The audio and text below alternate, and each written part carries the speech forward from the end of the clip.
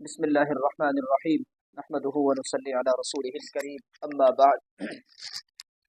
اب معزز ناظرین، جیسا کہ قربانی کے ایام ان قریب آنے والے ہیں، تو اس حوالے سے آج میں آپ کی خدمت میں یہ بات عرض کرنے کے لیے حاضر ہوا ہوں کہ قربانی کس شخص پر واجب ہے اور کتنے مال پر واجب ہے۔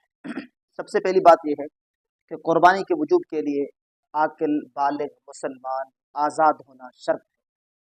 عاقل بھی ہو، بالغ بھی ہو، مسلمان بھی ہو، آزاد بھی ہو، مقیم بھی ہو، پھر اس کے اوپر قربانی واجب ہوتی ہے۔ دوسری بات کہ قربانی کے وجوب کے لیے کتنا مال ہونا چاہیے، اس میں تھوڑی سی تفصیل سمجھیں۔ 5 چیزیں ہیں جن کو دیکھا جائے گا۔ نمبر پہلا سونا، نمبر دوسرا چاندی، نمبر تیسرا مال تجارت، نمبر چوتھا نقد رقم، نمبر 5واں ضرورت سے زائد سامان۔ یہ 5 چیزیں ہیں، ان 5 چیزوں کا اعتبار کیا جائے گا۔ سب سے پہلی چیز ہے سونا۔ سونے کے لیے شرط ہے کہ کم سے کم 7 تولہ سونا جس کے پاس ہو، پھر قربانی واجب ہوگی۔ یہ اس وقت ہے جب صرف سونا ہے اور کچھ بھی اس کے پاس نہیں ہے، نہ اس کے پاس مال تجارت ہے، نہ چاندی ہے، نہ نقد رقم ہے، نہ ضرورت سے زائد سامان ہے، کچھ بھی نہیں ہے، صرف اور صرف سونا ہے، تو پھر 7 تولہ سونا ہوگا تو قربانی واجب ہوگی، ورنہ واجب نہیں ہوگی۔ اور دوسرا چاندی۔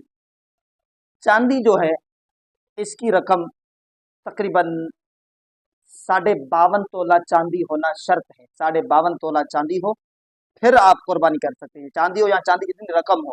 اس کی رقم 2-3 دن پہلے میں نے سرچ کی تھی تو 1,35,000 بنتی تھی 52.5 تولہ چاندی کی رقم۔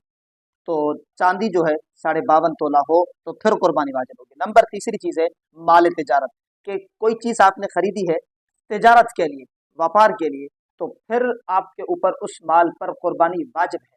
مثال کے طور پر آپ نے گاڑی لی ہے، اپنی ضرورت کے لیے نہیں لی، آپ نے تجارت کے لیے لی ہے کہ مجھے بیچنی ہے، مجھے اس سے پیسے کمانے ہیں، تو اس گاڑی کے اوپر اگر اس کی رقم 52.5 تولہ چاندی سے زیادہ بنتی ہے یا اس جتنی بنتی ہے تو پھر قربانی واجب ہے۔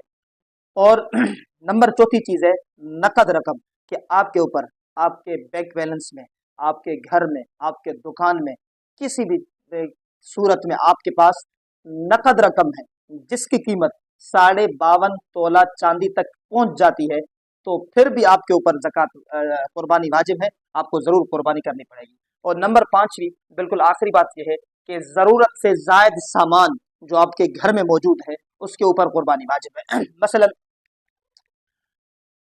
مثلا آپ کے اوپر، آپ کے پاس 2 گاڑیاں ہیں، ایک گاڑی آپ خود چلاتے ہیں، یہ آپ کی ضرورت ہے، اس پہ قربانی نہیں۔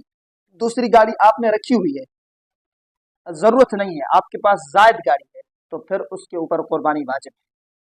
یا مثال کے طور پر ایک مکان میں آپ رہتے ہیں، تو آپ کا خود کا مکان ہو، بھلے کتنی اس کی رقم کیوں نہ ہو، لاکھوں کروڑوں میں کیوں نہ ہو، اس کے اوپر قربانی نہیں ہے، کیونکہ وہ آپ کی ضرورت ہے۔